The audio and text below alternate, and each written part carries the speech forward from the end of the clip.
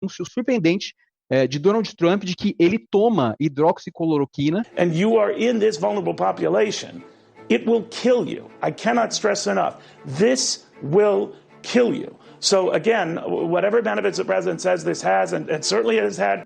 Com base na sua crença de que isso poderia impedir que ele fosse infectado pelo Covid-19, né?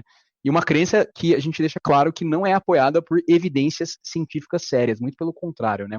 E momentos depois que o presidente disse aos repórteres que ele começou a tomar o remédio, há cerca de uma semana e meia, quando a Kate Miller, que é secretária de imprensa do vice-presidente, testou positivo para o coronavírus, inclusive, o apresentador da Fox News, Neil Cavuto, fez um alerta urgente dizendo ao público majoritariamente idoso do canal que não há evidências de que o medicamento possa impedir o contágio por Covid-19, mas pode causar batimentos cardíacos irregulares e potencialmente fatais. Depois de defender uma análise recente do Departamento de Administração de Veteranos sobre a falta de eficácia do medicamento, que o Trump descreveu sem qualquer base como tendo sido motivada politicamente, o Cavuto disse aos espectadores que fossem cuidadosos, já que pessoas com predisposições a batimentos cardíacos irregulares poderiam morrer como resultado de tomar hidroxicloroquina. Galera, até a Fox News está alertando que este remédio não deve ser utilizado, né? Mas nada disso impediu que o general Eduardo Pazuello, né, o paraquedista, ele não é médico, ele é paraquedista, divulgasse nessa quarta-feira, dia 20, o protocolo que libera no SUS o uso da cloroquina até em casos leves de Covid-19. Tudo isso logo após a morte do deputado estadual Gil Viana, do PSL do Rio de Janeiro, que faleceu na noite dessa terça-feira, dia 19, em decorrência de complicações após o tratamento com o uso da cloroquina. E agora? O que está acontecendo? É a loucura instaurada? É assim, foda-se, é o foda-se que eles gostam de falar, né? Essa extrema-direita. Vamos usar, até a Fox News está indo contra, mas o Trump vai ganhar dinheiro com isso, né? Porque ele é acionista da Sanofi. A lógica não consegue compreender o que passa, assim, pelo menos não a minha, deve fazer algum sentido para eles, o porquê de fazer isso. Claramente o Bolsonaro e o bolsonarismo não se importam de perder os seus aliados pelo caminho.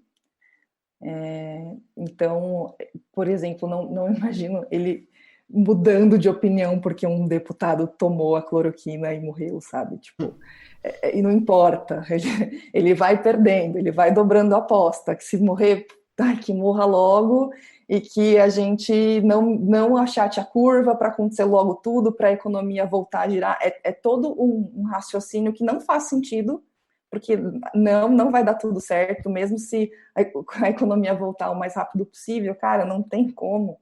Uma sociedade que vai perder tanta gente, porque os números são exorbitantes, sabe? Qualquer pessoa que tiver...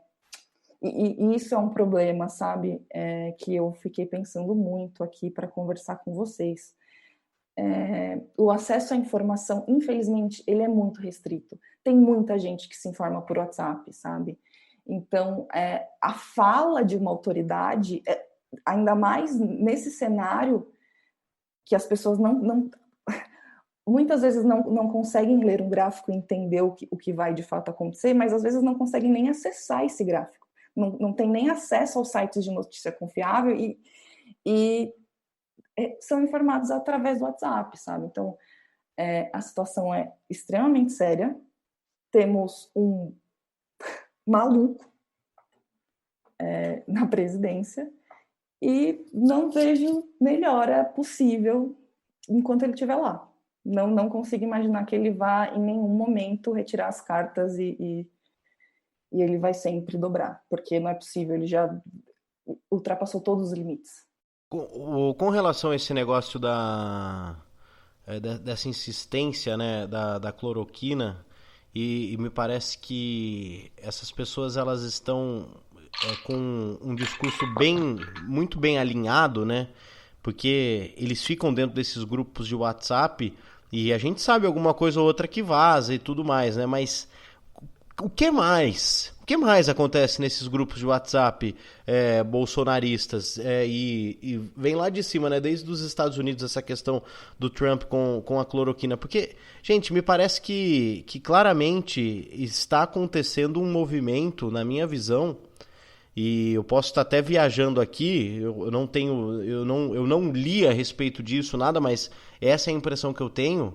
Quer dizer, acho que a gente tem a impressão, por causa de tudo que a gente lê, na verdade, de que boa parte dessas pessoas estão tentando fazer essa questão da infecção de rebanho, e aí, ao mesmo tempo, tome cloroquina, enfia cloroquina na galera e vê quem sobrevive. E a arma da roleta russa, ela fica girando, pode pegar em qualquer um. Então, assim, o cara, ele não tá mais aí se ele vai infectar a esposa, se ele vai infectar o filho, a filha. Ele não tá mais nem aí. Ele sai na rua, ele sabe que ele pegou e pra ele foi um negócio mais tranquilo e tal, e ele vai infectando. Não, mas e tome cloroquina. Qual que é o interesse por detrás disso, né? Por que as pessoas elas estão fazendo isso? E a vida... Não, mas a taxa de morte é baixa perto do número de casos. Tá, mas mesmo assim elas acontecem bastante. Inclusive o Brasil nessa semana teve o maior, né, do dia para o outro. Sendo que que a gente vai falar daqui a pouco sobre ele, o nosso Osmar Terraplanista, que é um conselheiro do governo para isso... chegou a falar que o Brasil não teria 800 mortes, e a gente tem 800 mortes dia após dia. E aí, eu não sei, eu fico até pensando, tomara que chegue logo nos 30 mil mortos, porque são os 30 mil que o Bolsonaro falou, né, que precisava matar para conseguir governar o país há alguns anos atrás. Através do voto, você não vai mudar nada nesse país. Tá? Nada, absolutamente nada. Você só vai mudar, infelizmente, quando um dia nós partimos para uma guerra civil aqui dentro. Né? E fazendo um trabalho que o regime militar não fez. Matamos 30 mil. Tá chegando os 30 mil já do Bolsonaro. Quem sabe ele vai dar uma sossegada. Mas eu fico pensando, cara, o que está por trás disso, essa questão, um presidente dos Estados Unidos falar que ele não é infectado e falar que ele toma cloroquina todos os dias. Que mensagem que isso passa para uma sociedade? Você tomar uma cloroquina como você toma uma aspirina, como você toma... O floral, como você pinga um floral. Que é isso? Um presidente de um país. E aí entra a questão, eu vou entrar aqui rapidinho, já para aproveitar e falar disso. Que muita gente tá descendo o pau no Lula, pelo que ele falou, e ele pode ter sido infeliz, ou pode ter sido fora de contexto, mas ele já pediu desculpa.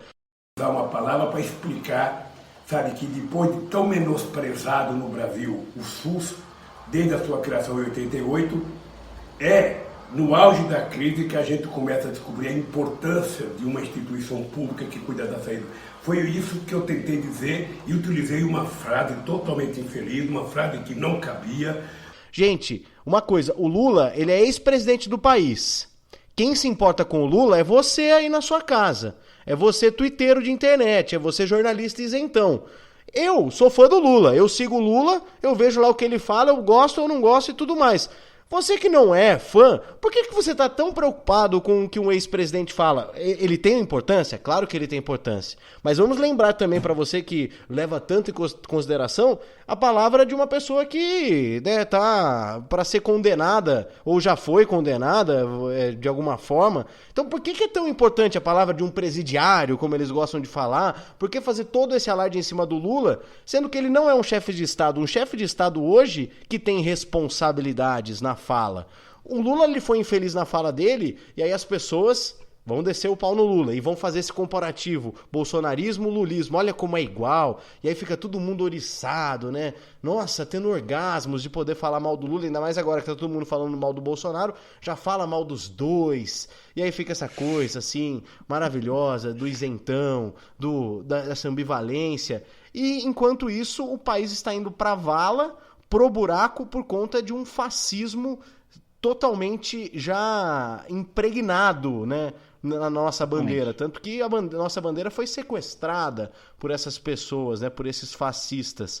Então, eu fico pensando assim, qual é o objetivo de tudo isso? Qual é o objetivo? Voltando eu falei do Lula, se vocês quiserem falar alguma coisa a respeito disso, mas assim, só para arredondar, né, os chefes de Estado querendo enfiar cloroquina à torto e direito nas pessoas e gerando, e está acontecendo, tá tendo infecção em rebanho, essas pessoas não estão nem aí, eu percebo. Elas estão querendo infectar o máximo de pessoas possíveis, tome cloroquina, e aí é tipo um arrebatamento. Quem sabe que eu tô falando da Bíblia, de o Apocalipse, Jesus ia vir pra Terra, ia levar umas pessoas, iam ficar só alguns, eles estão enfiando isso na cabeça das pessoas, os fortes vão ficar e os fracos vão embora, você tem que sobreviver. Tenho certeza que tá acontecendo isso nesses grupos bolsonaristas que só tem lunático. Quem ainda tá em grupo de Bolsonaro é lunático.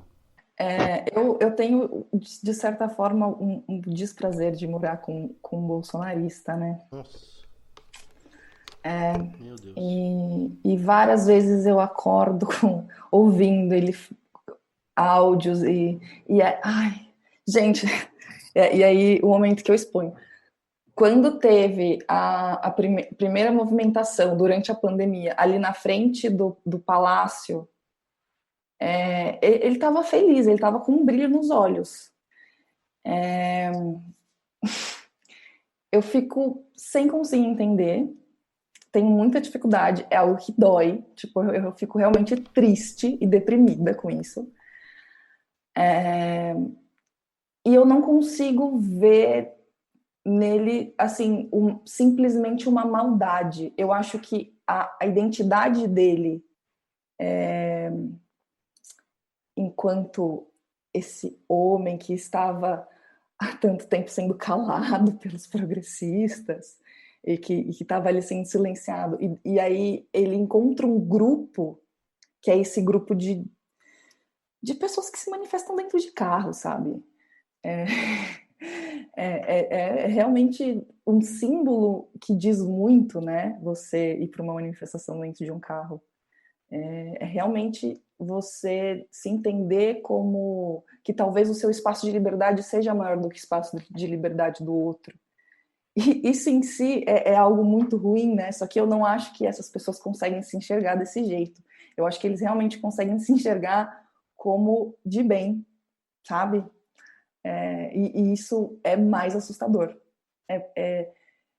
Assim, eu realmente não sei exatamente, desculpa te interromper, mas é exatamente o que acontecia na Alemanha com o cidadão médio alemão que achava que ele estava certo ao queimar judeus em campos de concentração.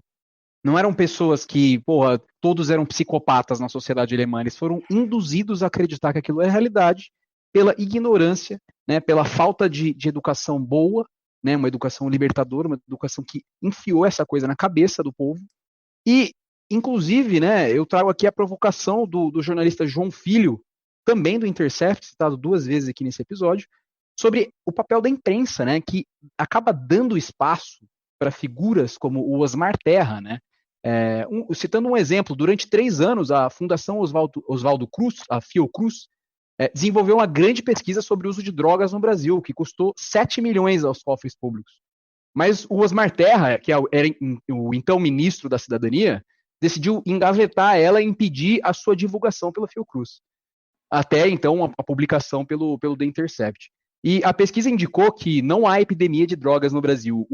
E é lógico, o resultado não agradou os bolsonaristas, que adoram essa guerra às drogas, né, necropolítica, extermínio de populações negras e pobres.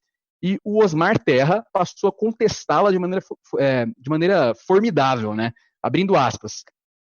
É óbvio para a população que tem uma epidemia de drogas nas ruas. Eu andei nas ruas de Copacabana e estavam vazias. Se isso não é uma epidemia de violência que tem a ver com as drogas, eu não entendo mais nada. Temos que nos basear em evidências. Ou seja, uma pesquisa feita por uma instituição séria que envolveu 500 pesquisadores e reuniu 16 mil entrevistas foi refutada pelas impressões de um tiozão de churrasco, né, depois de um passeio por Copacabana. Ele viu as ruas vazias do bairro Carioca e concluiu haver uma pandemia de drogas no país inteiro. Sabe aqueles idiotas que dizem não acreditar em pesquisas porque nunca foram entrevistados por elas? Então, esses mesmos idiotas agora são ministros do Estado brasileiro. Essa figura chucra e obscura virou uma das referências sobre o coronavírus no debate público. Ele é uma das referências nesse país. Provavelmente de olho na cadeira desocupada por Nelson Taik, o terraplanista está todos os dias na televisão e nos rádios falando sobre a pandemia. Apesar de contrariar o consenso científico e errar de forma rude em todas as suas previsões, o Osmar Terra tem sido, sim, o porta-voz do negacionismo científico na mídia nacional. E todas as projeções dele são otimistas, né? Bem ao gosto do bolsonarismo, e contrariam as projeções dos especialistas em epidemiologia do mundo inteiro. E há pouco mais de um mês, por exemplo, ele afirmou de uma forma bem categórica que o número de infecções não estava caindo, mas desabando